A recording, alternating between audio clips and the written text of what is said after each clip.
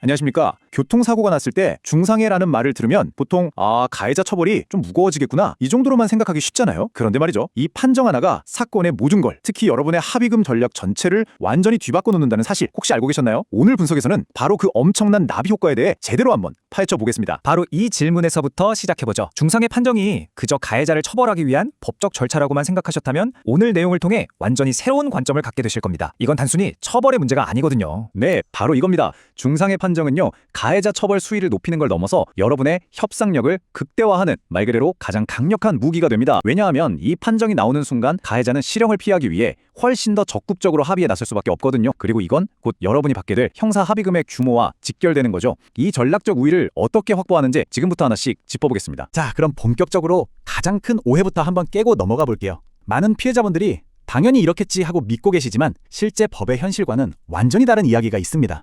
이거 정말 많이 듣는 말입니다. 이렇게 심하게 다쳤고 병원에서도 이렇게 오래 치료받아야 하는데 이게 어떻게 중상해가 아닐 수 있냐는 거죠. 이 생각 지극히 상식적이고 합리적으로 들리죠. 하지만 법은 조금 다르게 봅니다. 자, 이 화면이 모든 오해를 깨뜨리는 핵심입니다. 우리가 보통 생각하는 진단주수, 골절이 몇 군데인지, 보험사의 상해 등급이 몇 급인지 이런 것들은 결정적인 기준이 아니에요. 수사기관이 형사처벌 여부를 결정하기 위해 보는 단 하나의 법적 기준은 바로 의사가 판단하는 영구적인 장애가 남을 가능성, 딱 이겁니다. 그러니까 회복이 가능하다면 아무리 오래 걸려도 중상해가 아닐 수 있다는 거죠. 그렇다면 법이 말하는 진짜 중상해의 기준은 과연 무엇일까요? 바로 이겁니다. 지금 당장 부상이 얼마나 심각한지가 아니라 그 부상이 평생 회복 불가능한 흔적을 남기는지 거기에 달려 있습니다. 법률적으로 중상해는 이렇게 정의가 돼요. 여기서 가장 중요한 핵심 단어가 뭘까요? 바로 영구적 그리고 회복 불가능합니다. 이 말은 즉 일시적으로 아무리 심각한 부상을 입었더라도 언젠가 완전히 회복될 수 있다면 여기에 해당하지 않는다는 뜻이죠. 그럼 법에서 말하는 회복 불가능이라는 게 도대체 어느 정도 수준을 말하는 걸까요? 여기 보시는 것처럼 그냥 좀 오래 아픈 수준이 아닙니다. 식물인간 상태가 되거나 몸 일부가 마비되는 것처럼, 기능이 완전히 사라지거나, 팔다리가 절단되고 시력을 잃는 것처럼 신체의 일부를 영구적으로 잃는 그야말로 인생을 바꾸는 수준의 결과를 의미합니다. 이게 바로 법이 요구하는 중상해의 무게인 거죠. 자, 이 문장이 정말 중요합니다. 예를 들어 16주짜리 분쇄 골절이라도 뼈가 잘 붙어서 후유증 없이 완전히 회복된다면 중상해가 아닐 가능성이 높아요. 그런데 반대로 겉보기엔 경미한 사고였는데 신경이 손상돼서 손가락 하나를 영구적으로 제대로 못 쓰게 됐다면 그게 바로 중상해가 될 수 있는 겁니다. 결과의 영속성, 이게 모든 것을 결정하는 거죠. 많은 피해자분들 그리고 심지어 가해자분들까지 답답해하는 부분입니다. 사고는 벌써 몇 달 전에 났는데 왜 경찰 조사는 감감무소식인지 그 이유를 지금부터 설명해 드릴게요. 사건이 그냥 멈춰 있는 게 아닙니다. 이 타임라인을 보시면 아시겠지만 경찰은 의도적으로 기다리는 거예요. 왜냐? 사고 직후에는 이게 영구적인 장애로 남을지 않을지 섣불리 판단할 수가 없잖아요. 그래서 몇 달 동안 피해자의 치료가 충분히 진행되고 상태가 안정될 때까지 기다리는 겁니다. 그리고 바로 그 시점에 의사가 이 부상이 영구적인 장애로 남을 것 같습니다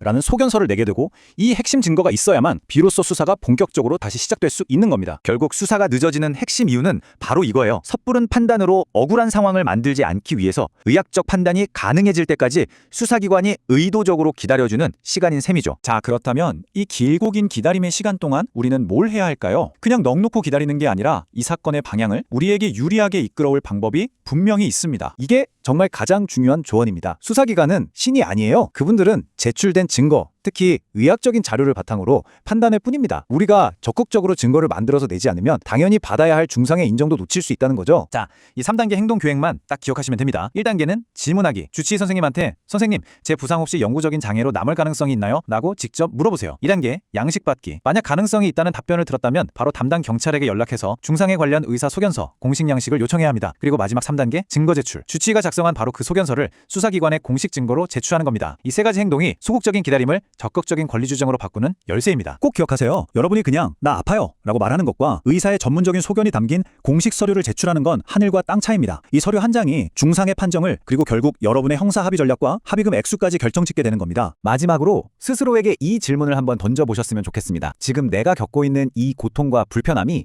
과연 시간이 해결해줄 문제일까요? 아니면 평생 안고 가야 할 후유증의 시작일까요? 바로 그 답을 의학적으로 명확히 하는 것, 그것이야말로 이 복잡한 교통사고 절차 속에서 여러분의 정당한 권리를 지키고 또 합당한 보상을 이끌어내는 가장 중요하고 확실한 첫걸음